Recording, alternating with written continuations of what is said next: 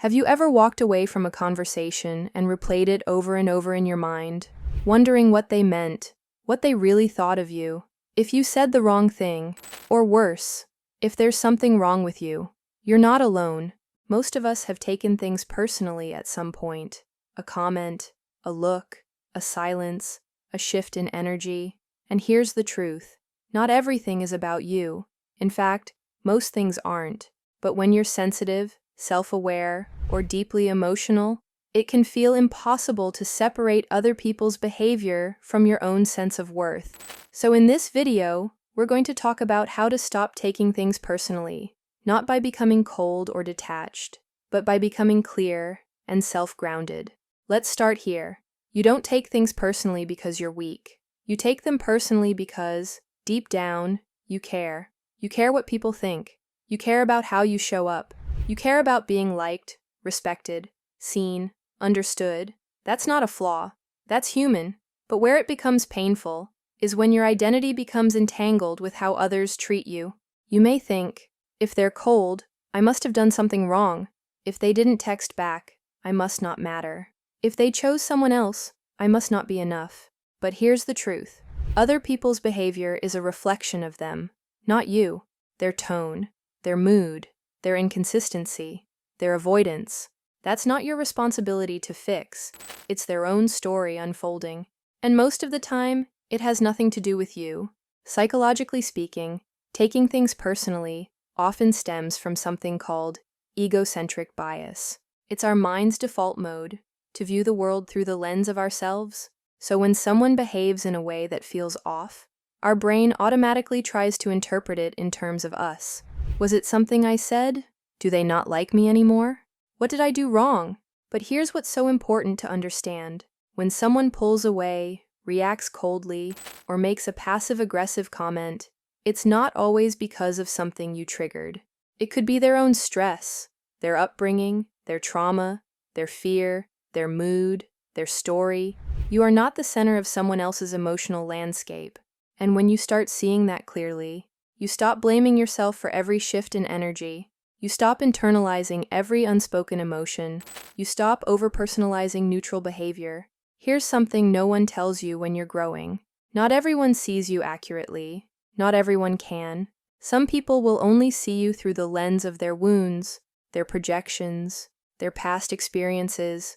And if you're always taking their reactions personally, you'll start to shrink. You'll start molding yourself into whatever version makes others comfortable. But the truth is, someone else's discomfort with your light isn't your problem. Someone's inability to receive your love isn't proof you're unlovable. Someone's coldness doesn't mean you're too much.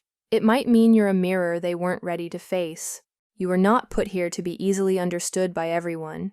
You were put here to be authentically you, and that requires you to stop making their discomfort mean something about your identity. Now let's talk about the shift, the daily tools that help you unhook from taking things so personally.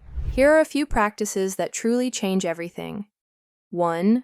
Pause before you internalize. When you feel the sting of a comment or shift in tone, pause and ask, is this really about me, or could it be something within them? Often, the pause gives you just enough space to avoid spiraling into self-blame. 2. Strengthen your inner dialogue. Instead of immediately doubting yourself, speak truth over your mind. I know who I am. I know my intention. If someone misunderstood me, that's okay. I don't need to be perfect to be lovable. I don't need to be chosen to be valuable. The more you affirm your truth, the less the outside world can shake it. 3. Don't fill in the silence with self-blame. If someone is quiet or distant, resist the urge to make up a story about why. Don't assume the worst. Don't make yourself the villain. Let the silence be just that, silence. 4. Create a safe emotional distance. This doesn't mean shutting down. It means staying grounded in yourself, even when others around you are reactive or unclear. It's like standing in the center of your own energy, rather than being pulled into theirs. 5. Remind yourself, not everything deserves a reaction. Not every glance, comment, or moment of discomfort needs to become a story. Sometimes people are just human, messy, flawed, insecure, in a bad mood, busy, preoccupied. It doesn't always mean anything about you. When you stop taking things personally, something powerful happens.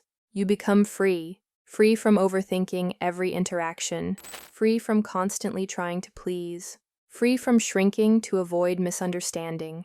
You become deeply rooted in who you are, and that kind of woman moves differently. She doesn't chase validation, she doesn't break under pressure, she doesn't beg to be understood. She stands tall in her truth. She lets her energy speak, and if someone misjudges her, she lets them, because she's no longer available for narratives that shrink her. She's no longer editing herself to be palatable. She's no longer living at the mercy of other people's moods. So the next time someone is distant, or rude, or forgets to include you, or says something that stings, don't rush to make it mean something about your worth. Breathe, step back, observe, remember who you are. Because peace isn't found in controlling others, it's found in owning yourself. And when you finally stop taking things so personally, you reclaim the peace, clarity, and power that's been yours all along.